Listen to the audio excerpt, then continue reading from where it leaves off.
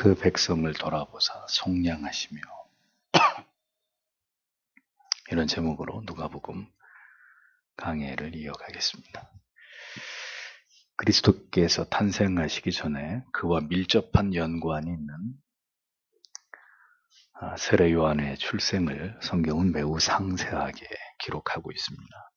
요한의 생애와 그의 사명이 메시아와 결코 무관하지 않기 때문입니다. 메시아가 이 세상에 오시기 직전에 그를 세상에 소개하는 가장 중요한 사명을 가졌던 세례 요한, 그만큼 그의 사역이 중요하고 특별했기 때문에 성경이 그의 출생 또한 이토록 신비하고 신적인 개입과 하나님의 특별한 섭리에 의해서 세례 요한의 출생이 진행되고 이루어졌다는 사실을 성경은 잘 보여주고 있습니다. 메시아를 이 땅에 보내심으로 하나님의 뜻을 이루고자 하시는 일이 이렇게 매우 계획적이고 그리고 주도 면밀하게 이루어졌고, 또 그 일들이 일어나는 과정에서 쓰임을 받은 자들에게 얼마나 놀랍고 충만한 하나님의 은혜가 임했는지를 누가복음은 우리에게 잘 보여주고 있습니다. 하나님께서 행하신 놀라운 일들에 대해서 성경은 반드시 그 일을 지켜보거나 체험한 사람들의 증언을 통해서 그 사실을 명확하게 기록하고 있습니다. 그들이 그 일의 증인이고 그 일어난 사건에 그들이 하는 모든 말들이 증언이 되게 하신 것이죠. 그리고 그러한 그들의 진실된 고백이 절대로 거짓이 아니라는 것을, 거짓되지 않음을 보증하기 위해서 그러한 고백과 간증이 행해질 때 언제나 성령이 충만하게 그들 가운데 역사했다라는 것을 성경은 기록해 놓고 있습니다. 그러니까 그게 사람의 말이 아니라 그들이 성령으로 충만케 되어서 성령에 사로잡혀서 그러한 고백들을 하게 된 것이다 라는 것을 우리에게 보여주는 것입니다. 그래서 마리아도 엘리사벳도 모두 성령이 충만한 가운데서 자기들에게 일어난 놀라운 일들에 대해서 하나님을 찬양하고 또 앞으로 이루어질 내용들을 예언하고 있는 이런 놀라운 내용들이 누가복음 1장 안에 모두 다 담겨 있는 것을 우리가 확인할 수 있죠. 사가랴는 이제 입이 풀려서 다시 말을 할 수 있게 되자, 아들이 태어나면서 하나님이 그에게 내리셨던 징벌이 거두어지고 다시 말을 할 수 있게 되자 성령이 충만한 가운데서 먼저 하나님을 찬양했다고 성경에 적고 있습니다. 보십시오. 성령이 충만했을 때 마리아도 엘리사벳도 하나님을 찬양하지 않습니까? 자기들에게서 일어난 일들, 하나님이 자기들을 통해서 행하신 일들을 찬양합니다. 그러니까 성령으로 충만할 때 우리의 영혼에서 일어나는 특징이 무엇이냐? 아주 자연스럽게 그리고 아주 열렬하게 하나님을 찬양하는 것입니다. 하나님으로 내 영혼이 가득한데 하나님이 행하신 일을 내가 선명하게 보고 듣고 깨닫고 있는데 어떻게 하나님을 찬양하지 않을 수 있습니까? 하나님을 찬양하지 않는 게 불가능한 거죠. 우리의 삶에 하나님을 향한 진실되고 감격적인 감사와 찬양이 사라지는 이유는 성령 충만한 삶에서 우리가 멀어져 가고 있기 때문입니다.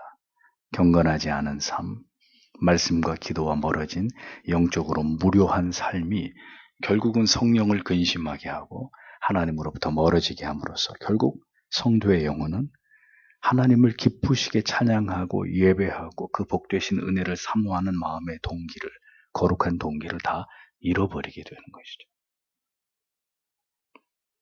그렇게 우리의 기도가 죽고 말씀이 죽고 예배가 죽고 영혼이 병들어가는 일들이 일어나는 것입니다. 여러분이 마음 깊숙한 곳으로부터 감격적인 찬양을, 감사를 하나님께 드려본 적이 언제였는지를 생각해 보십시오.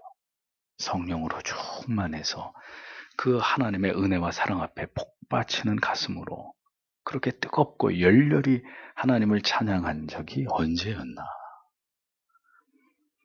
성령이 충만할 때 기도와 찬송과 감사가 영혼의 기쁨이 넘쳐나게 되는 것이고, 반대로 언제나 말씀과 기도로 내 영혼이 깨어 있을 때 더욱 성령으로 충만하여져서 우리의 모든 감정과 정서가 지극히 하나님을 향하고 하나님을 간절히 바라는 마음을 유지할 수 있는 것입니다. 자, 이제 사가랴가 하나님을 찬양하고 예언하고 있는 내용을 보겠습니다. 67절, 68절에 아기의 아버지 사가랴는 성령으로 충만하여 이렇게 예언하였다. 주 이스라엘의 하나님을 찬양하여라.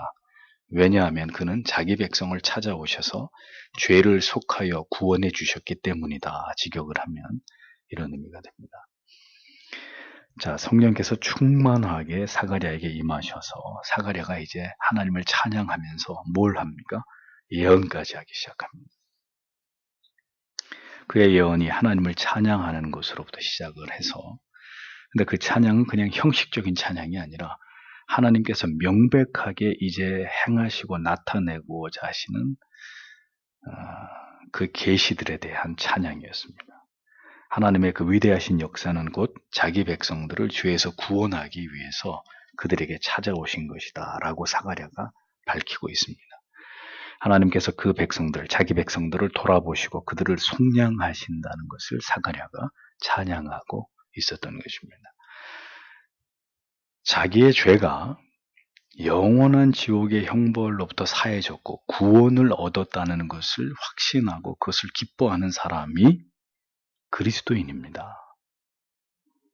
그러니까 신앙은 바로 거기서부터 출발하는 거예요. 이것이 가슴에서부터 비롯된 진정한 기쁨과 감사와 찬양의 이유가 아닌 사람은 아직 그리스도를 머리로만 믿고 있는 사람에 지나지 않는 것입니다. 내 죄가 영원히 사해졌다. 영원한 지옥의 형벌로부터 내가 해방되었다. 벗어나게 됐다. 내가 예수 그리스도로 말미암아 구원을 얻게 됐다. 그 확신, 그것이 우리의 기쁨의 근본적인 이유가 되는 사람, 그 사람이 그리스도인이에요.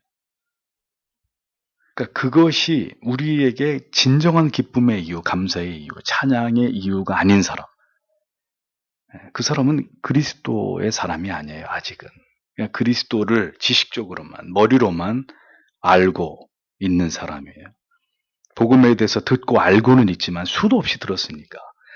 그리고 믿으려고 노력은 하고 있지만 그 영혼이 이 분명한 확신과 이 감격, 이 기쁨, 이 세상에 줄 수 없는 어떤 영적인 희열에 사로잡힌 사람이 아니라면 그리스도의 사람이 아닌 거예요. 그럴 것이다. 그렇게 될 것이다. 라고 막연하게만 생각하는 것은 신앙이 아닙니다. 그래서 여러분, 이런 부분을 또 강조할 수밖에 없는 것은 청교도의 시대 때는 회심한 사람들이 대부분이었고 회심하지 않은 사람들이 소수였습니다. 그럼에도 불구하고 회심의 주제는 언제든지 설교 안에 복음 안에 순수하게 강조되는 주제였죠. 그러니까 이 시대의 교회와 그때 교회의 차이점은 지금은 회심하지 않은 사람들이 상당히 많고 회심한 사람이 교회 안에 소수라는 겁니다. 그러니까 기독교라고 하는 이 신앙이 그때는 체험적이고 분명한 확신과 영혼의 기쁨과 분명한 그래서 내세에 대한 확신으로 이어진 부활신앙까지 이어진 이런 분명한 것이었다면 지금은 지식적으로만 하는 거예요. 기독교라고 하는 종교, 기독교가 가지고 있는 구원의 체계에 대해서 교회를 오래 다녔기 때문에 그냥 이렇게 많이 들어서 알고 있는 정도. 그렇게 종교 생활에 머물러 있는 이런 그리스도인들이 지금은 다수라는 거예요. 엄밀하게 말하면 지금 사가랴가 얘기하는 것처럼 이렇게 분명하게 복음을 이야기할 수 있고 그 복음이 기쁨의 근원이 될 수, 근원이라는 사실을 고백할 수 있고 그 확신에 사로잡힌 사람만이 그리스도인이라는 크고 놀라우신 일을 아버지께서 우리에게 행하셨다는 거예요. 그 일은 하나님의 아들이 자기를 십자가 위에서 우리를 위해, 나를 위해 버리심으로 이루신 일이라는 거예요. 내가 그 위대하신 하나님의 구원에 포함되었고 아무런 공로 없이 그분의 자녀가 되었다는 거죠. 나는 이 사실이 내 모든 생애 가운데 가장 기쁘고 감사한 일이고 나에게 가장 소중한 일이라고. 이 한 가지 이유만으로도 하나님을 찬양하지 않을 수 없는 사람들. 이 분명한 사무치는 고백과 그에 합당한 그리스도인으로서의 어떤 하나님의 은혜를 사모하는 삶으로 이제 그 사랑에 대해서, 그 은혜에 대해서 어떠한 삶을 살아서 하나님을 기쁘시게 하고 영화롭게 할지를 항상 진지하게 생각하면서 살아가는 사람들, 그 사람이 어디 있든지 간에 그런 것들을 사유하고 생각하면서 그 하나의 일념을 가지고 존재하는 사람이 아니라면 그리스도의 사람이 아니에요. 그리스도에 대해서 알고 있는 사람들이에요. 엄밀하게 말씀드리면. 지금 사가랴가 말하는 이런 분명한 복음으로 인해서 기쁨과 감격이 없는데 교회 와서 앉아있는데 예배를 드리면서 무슨 뜨거움이 있겠어요? 무슨 자기의 지은 죄에 대한 슬픔과 애통함이 있겠어요? 말씀을 들을 때 어떻게 가슴이 뜨거워지고 그렇게 살지 못한 것을 회개하고 또 하나님이 주신 은혜를 붙들고 그렇게 살려고 하는 거룩한 결의를 가지면서 문을 열고 나가는 이런 일들이 일어나겠습니까? 그러니까 목회자로서 오늘 저의 양심을 가지고 얘기하건대 오늘날 그러한 영혼의 이런 생명력 넘치는 은혜의 작용이 일어나고 있는 그리스도인들은 한 교회 안에서 다수가 아니란 말이에요. 그냥 와서 예배 드리고 종교적인 습관을 따라서 말씀 듣고 늘 듣던 그 얘기. 그래서 오늘도 나는 교회를 나와서 예배를 드렸다라는 것으로 만족하고 다시 삶으로 복귀하는 이런 그리스도인들이 적지 않다는 거죠. 그래서 전혀 성령과 교감이 이루어지지 않는 거예요. 찬송을 불러도 기도를 해도 말씀을 들어도 전혀 성령 안에서 영과 영이 이렇게 함께 교통하고 교감하는 이런 역사가 일어나지 않는 그리스도인들이, 그리스도인이 아니죠. 그런 종교인들이 적지 않은 거예요. 그러니까 신앙이 자꾸 관념화되어 가는 거죠. 신앙이 화석화되어 가는 겁니다. 그러니까 이런 이제 우리가 문제들을 깊이 생각해 봐야 돼요. 예수님이 이 땅에 오실 때, 그 오시기 직전에 그가 오심을 고백했던 사람들의 그 가슴 속에 이 뜨겁고 진지하고 열렬했고 정직했던 이런 고백들, 성령이 그들에게 이 진리를 깨닫게 하자 주체할 수 없는 그런 감격 속에서 마구마구 이 복음을 토해내고 고백하고 있었던 이런 사람들의 모습을 보자 이거죠. 그들도 신자고 우리도 신자라면 그들의 가슴을 열어보았을 때도, 우리의 가슴을 쪼개서 열어보았을 때도 그리스도가 이 땅에 오신다, 하나님이 우리를 구원하시기 위해 자기의 아들을 보낸다라고 할 때 그 감격은 동일한 것이어야 되잖아요. 그래서 오늘도 많은 사람들이 교회를 다니고 있어도 감격적인 고백, 찬양의 이유도 없이 맹목적인 종교 생활에 간신히 매달려 살아가는 이런 경우들을 흔하게 보는 것입니다. 다시 말씀드리지만 그리스도를 아는 것으로는 구원에 이를 수 없어요. 그분을 만나야 돼요. 그래서 내 영혼에서 그런 고백들이 토해져 나와야 되는 거죠. 그 기쁨이 뭔지, 그 희열이 뭔지, 그 감사가 뭔지를 오늘 사가랴가 이렇게 성령의 충만함 속에서 이야기하듯이 고백하고 있듯이 그런 고백들이 우리에게서 드러나야 되는 거죠. 우리의 가슴 속에서 하나님을 향해 누구를 보여주기 위한 게 아니라 그렇게 하나님을 찬양하지 않고 예배하지 않을 수 없는 그런 마음이 우리 안에 담겨 있어야 되는 거죠. 여러분, 마리아와 엘리사벳과 사가랴의 고백과 찬양과 그들의 예언을 그냥 지나가지 마세요. 그들은 그렇게 했고 나는 아니고 이렇게 생각하면 안 된다는 겁니다. 예수 그리스도로 말미암은 우리가 받은 구원에 대해서 우리의 모든 추악한 죄가 모두 사해졌음에 대해서 우리에게도 오늘 이러한 고백이, 감격이, 기쁨이 여전히 존재하고 있는지를 확인하시란 말이죠. 여보, 당신에게 그런 감격이 있어? 얘들아, 아빠가 너에게 묻건데 너에게 그것이 있느냐? 응? 너는 지금 부모를 따라서 몇 년째 지금 교회를 다니고 있는데 네 영혼 속에, 네 신앙 속에 이 고백이 있느냐? 엄마는 그게 궁금하다.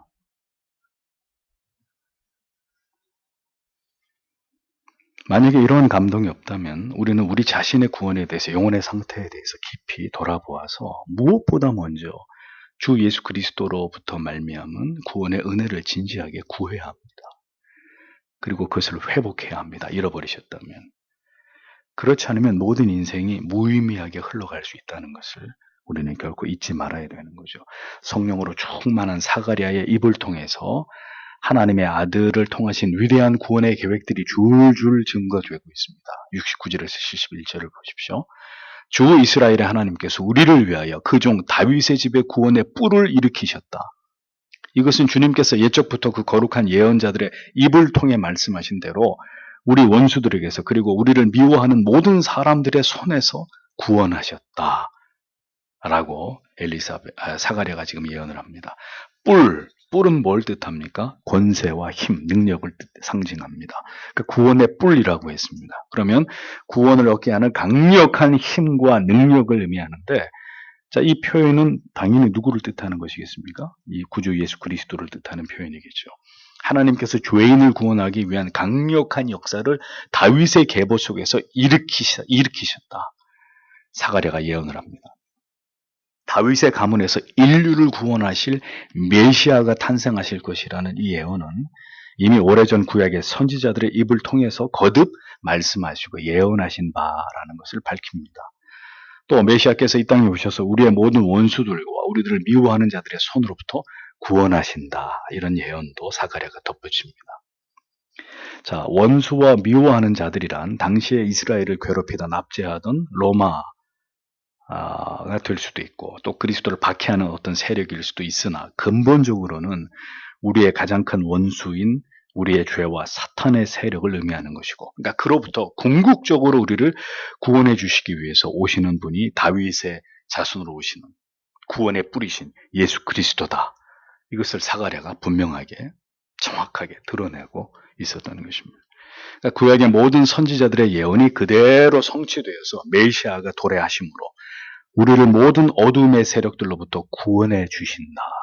이 예언을 사가랴는 감격스러움 속에서 고백하고 있었던 겁니다. 그것을 위해서 아기 예수께서, 주님께서 이 땅 가운데 오신다.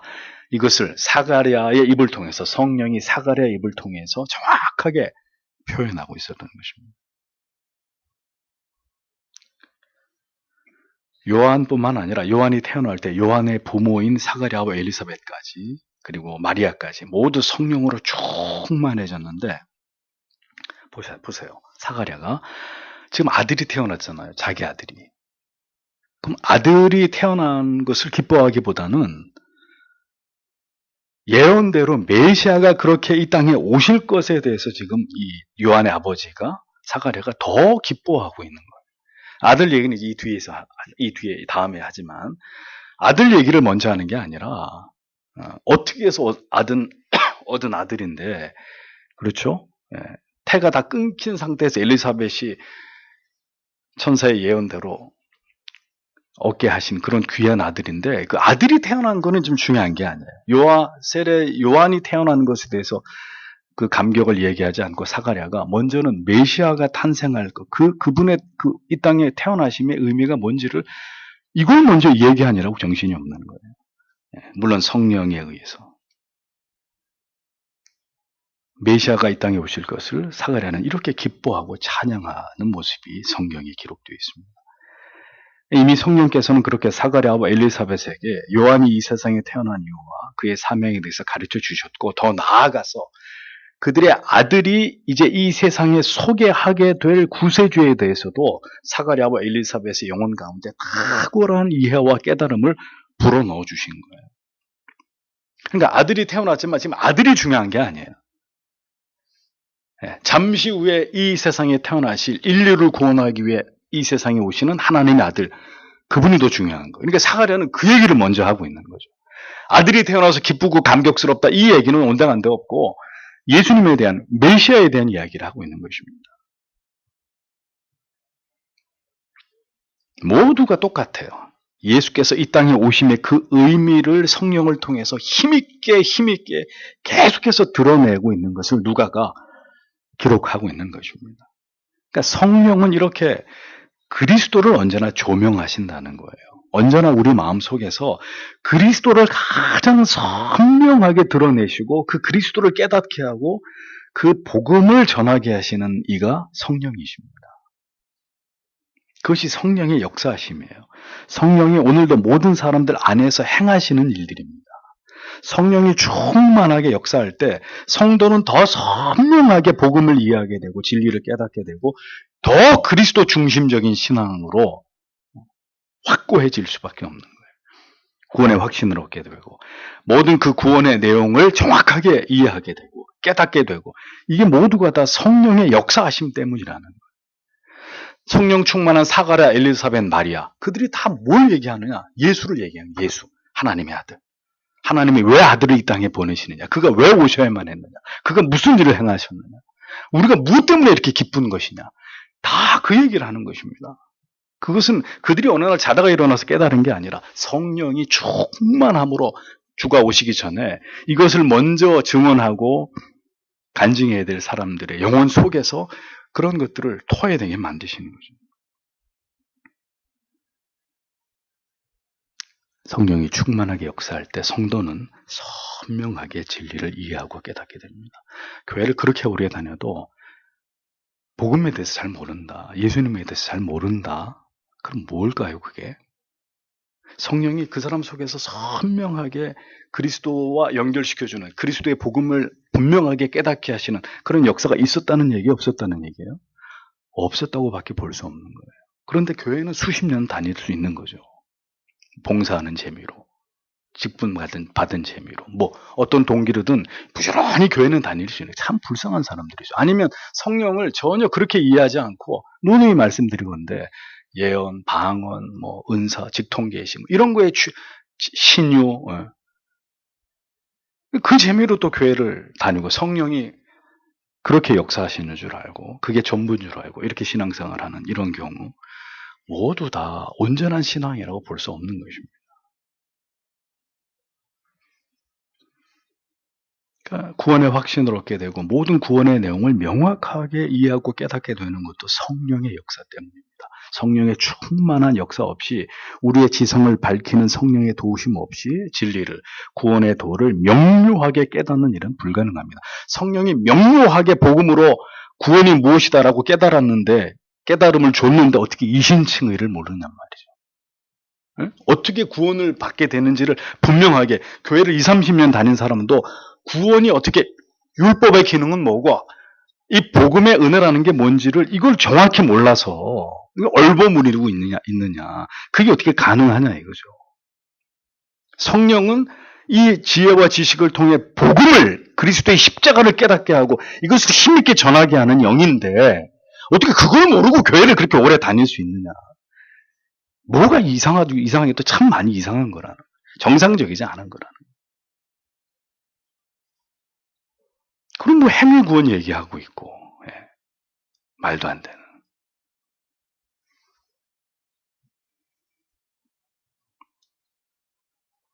성령의 충만한 역사 없이 구원의 도를 깨달을 수 있는 일은 불가능합니다. 그렇게 은사를 강조하고 체험을 중요하게 여기는 자들이 성경에 대해서 올바른 교리에 대해서 그렇게도 무지한 것은 도무지 이해할 수 없는 성령이 그들 가운데 있다고 하는데도 도무지 우리가 이해할 수 없는 코미디 같은 일이에요. 그렇게 성령 입만 열면 성령 하는데 진리에 대해서는 아는 게 없어요. 복음에 대해서 교리에 대해서는 일자 무식이에요. 뭐가 성령이냐 말이에요. 도대체 뭐가 성령의 역사냐.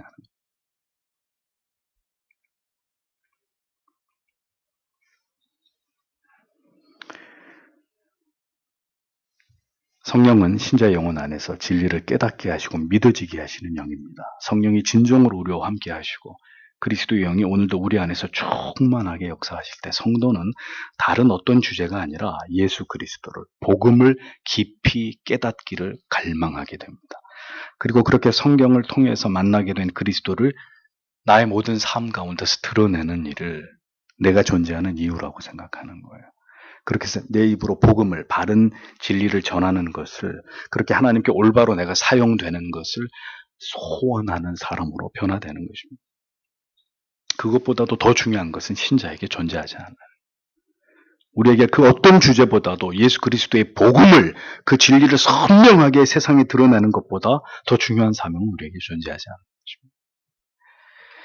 72절에서 75절을 보겠습니다. 주님께서는 우리 조상들에게 자비를 베푸시고 자기의 거룩한 언약을 기억하셨다. 이 언약은 우리 조상 아브라함에게 하신 맹세로서 우리 원수들의 손에서 우리를 건져주셔서 두려움 없이 주님을 섬기게 하시고 주님 앞에서 한평생 거룩과 의롭게 살도록 하셨다. 이렇게 기록되어 있습니다.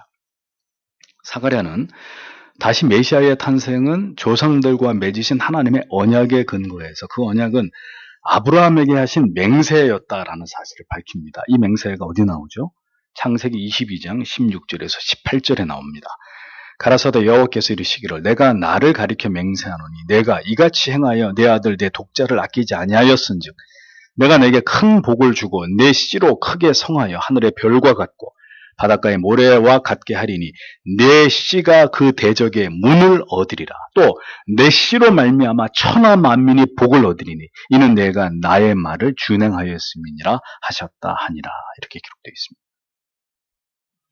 하나님께서는 아브라함에게 그의 후손 가운데서 원수를 정복하고 그로 말미암아 천하 만민이 복을 받게 됨을 예언하시면서 아브라함의 씨에서 메시아가 탄생하게 되고 온 민족이 구원의 복을 얻게 된다는 것을 예언하셨습니다.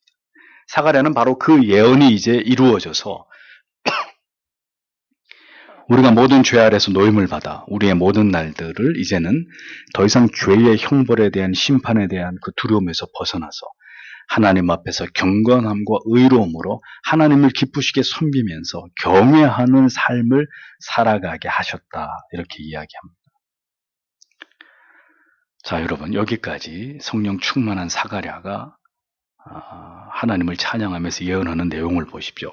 긴 내용이 아니에요. 짧은 내용인데 하나님께서 아들을 통해서 이루고자 하시는 구원과 그 구원받은 모든 하나님의 백성들이 어떠한 삶을 살아가야 되느냐까지 하나님이 뭘 말씀하려고 하는지를 일목요연하게 짧지만 그 핵심을 아주 명확하게 탁월하게 설명하고 있습니다. 물론 이 말씀은 사가랴가 하는 말이 아니라 그를 통해서 성령이 말씀하는 것이기 때문에 사가랴의 이 예언 속에는 이 감격적인 그의 고백 속에는 군더더기가 없어요. 그런데 해야 될 모든 이야기들이 그 몇 마디 속에 완벽하게 다 담겨 있는 거예요.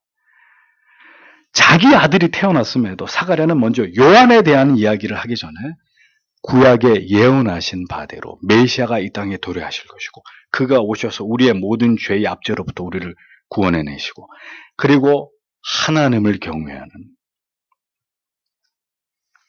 의를 추구하는 삶을 살아가도록 그가 우리를 이끄실 것이다. 여기까지 사가랴가 밝히고 있는 거예요. 자, 그러니까 성령께서는 이렇게 요한의 출생의 즈음에 또다시 하나님의 종 사가랴를 통해서 잠시 후에 이 땅에 오실 메시아께서 구약의 모든 선지자들이 예언했던 심지어 하나님께서 아브라함에게 주셨던 그 언약 속에 말씀하신 바로 그 구주가 되신다라는 것을 분명하게 지금 드러내고 있는 거예요. 아들이 태어났는데도 사가랴의 입을 열어서 내가 그토록 구약 속에서 많은 선지자를 통해 예언한 내 아들이 온다. 너희를 구원하기 위해 내 아들이 이 땅에 온다. 구주가 오시기 전에 성경은 점점 더 메시아가 오실 것에 대한 기대감을 이렇게 고조시키고 있습니다. 그러니까 요한의 출생을 통해서도 다시 한번 요한을 언급하기 전에 오실 메시아를 하나님이 사가랴를 통해서 언급하고 있었던 거예요. 이제 곧 그분이 그렇게 말씀해 오시던 하나님의 아들께서 메시아가 오신다는 이 예고가 계속되고 있는 거예요. 주께서 반드시 언약하신 대로 오신다. 오늘도 구원받기로 예정된 모든 하나님의 백성들에게 그분이 찾아오신다. 말씀을 듣고 있는 여러분 가운데는 구원의 확신이 아직 없는 분들도 계실 것입니다. 수없이 들은 복음으로 지식적으로는 예수 그리스도를 알아도 가슴 벅찬 감격으로 그리고 확신으로 기쁨으로 그렇게 메시아가 여러분의 가슴 속에 자리 잡지 않은 아직 그런 분들이 계실 수 있습니다. 그러나 기억하십시오. 누가복음도 이 메시아에 관해서 점점 더 그분에 대한 설명을 반복하고 또 반복하고 반복하면서 점점 더 그리스도를 선명하게 드러내면서 그분이 오신다는 것을 강조하고 있듯이 점점 더 그리스도께서 하나님께서 약속하신 그 아들이 오신다는 사실을 반복적으로 이렇게 드러내듯이 여러분이 오늘도 이 복음을 그리스도를 반복적으로 듣고 있다는 것은 이제 그 주님이 우리의 마음에 찾아오심으로 깊이 그 복음이 생애적으로 감격적으로 각인될 때가 다가오고 있다는 것을 의미한다라는 겁니다. 누가복음은 그렇게 시작부터 등장하는 모든 사람들의 입으로 지금 누구 얘기를 하고 있어요? 다 자기들 얘기하고 있나요? 아니에요. 누가복음 1장부터 등장하는 모든 사람들의 입을 통해서 메시아를 증언하고 있어요. 그분이 누구이고 왜 이 땅에 오시는지 계속 소개하고 있습니다. 여러분, 제가 이 누가복음 얘기하면서 계속 드는 예지만 영화를 블록버스터 영화가 개봉이 됐단 말이죠. 그럼 여러분들이 TV를 보면은 예고편에 나오죠. 개봉박두 이러면서 곧 뭐 개봉한다 그러면 예고편을 딱 한 번만 보여줘요. 어떻게 해요? 개봉할 때까지 매일매일 TV 보면은 예고편에 나와요. 예고편. 영화 개봉할 때까지 반복하면서 계속해서 영화가 곧 상영된다. 이 엄청난 대작이 곧 이제 개봉된다. 계속 예고하잖아요. 여러 사람들의 입을 통해서 그가 오신다. 누가복음이 그가 오셔서 우리를 해방시키신다. 우리에게 참 자유를 주신다. 계속 얘기하는 거 성경이 거듭 이 사실을 드러내고 있는 거예요. 주를 믿어 구원에 이를 자들은 그렇게 계속 복음을 들어야 되는 것입니다. 한 번 듣고 끝나는 게 아니라 듣고 또 듣고 그렇게 듣고 들어도 바울은 얘기합니다. 십자가가 나에게 가장 중요한 것이다. 예수 그리스도 아는 지식이 나에게 가장 고상한 것이다. 나는 십자가 외에는 그 어떤 것도 알기를 원치 않는다. 십자가에 대한 지식으로 말하면 둘째가라면 서러워할 바울이지만 그는 곳곳에서 고백합니다. 예수 그리스도로 아는 그 가장 고상한 지식을 위해서 나의 모든 것을 나는 다 배설물처럼 여긴다. 그리스도를 아는 지식만이 나에겐 최고야, 최고. 나는 십자가를 자랑한다.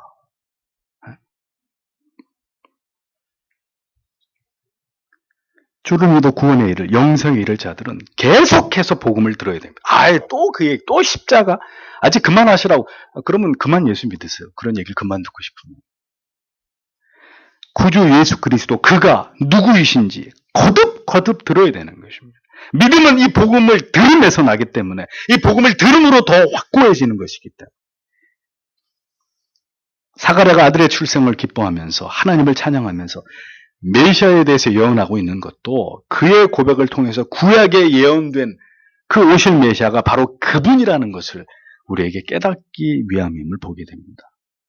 여러분, 그리스도에 대한 말씀을 단 한 번만 듣고 구원 얻을 자가 있을까요? 없진 않은 것 같아요. 성경에. 한편 강도가 있으니까. 딱 한 번 듣고 예수 믿었으니까. 뭐, 1시간이 걸렸겠어요. 2시간이 뭐, 한 달이 걸렸겠어요. 그 자리에서 아까 전에만 해도 막 욕하더니, 주여 당신의 나라에 임하실 때 나를 기억해 주십시오. 주님이 오늘 내가 나와 함께 낙원에 있으리라. 한 번만 듣고 구원받는 사람이 있어요? 없진 않아요. 일상적인 평범하진 않지만. 근데 여러분, 단 한 번만의 복음을 듣고 회심할 자가 있겠느냐? 없는 건 아니겠지만 그게 그렇게 간단한 문제면 뭐하러 성경이 이렇게 많이 이 신구약의 이 엄청난 기록 속에서 복음을 우리에게 전하려고 애를 쓰고 있겠습니까? 다 똑같은 이야기인데. 믿는 자이시든지 믿지 않는 자이든지 언제나 성경을 펼쳐서 그리스도에 대한 모든 말씀을 듣고 또 들어야 합니다. 그것이 우리에게 믿음을 잉태시키는 유일한 길이고 우리의 믿음을 강화시키고 그 진리가 결국은 믿어 구원에 이르게 되는 생명의 복음으로 반드시 우리 안에 역사할 것이기 때문에 언제든 믿음을 가진 자나 아직 믿음을 갖지 않은 자나 마음이 뜨거운 자나 식어 있는 자나 오늘도 우리가 붙들어야 되는 것은 예수 그리스도의 십자가의 복음이라는 거예요. 왜 우리의 가슴이 식어집니까? 이 복음으로부터 우리의 삶이, 우리의 지정의가 멀어졌기 때문에 세상 사는 게 너무 힘들고 세상 돌아가는 게 너무 시끄럽고 복잡하고 근심과 염려 속에서 십자가와 우리가 점점 본의 아니게 자이건 타이건 멀어졌기 때문에 우리가 이토록 지치고 힘들고 어려운 것입니다. 사가랴가 예언하고 있는 바로 그 주님이 오늘도 나에게, 여러분에게 찾아오신 그 주님이시라는 것을 잊어버리지 마십시오. 그리고 오늘도 그 주님께서 여러분에게 찾아오실 것이라는 사실을 의심하지 마십시오. 낙심하지 마시고 구원의 은혜를 베풀어 주시기를, 그것이 우리 안에서 더 확고해질 수 있기를 오늘도 간절히 그것을 소망하시고 기도하고 돌아가시는 여러분들이 되시기를 바랍니다. 기도하겠습니다.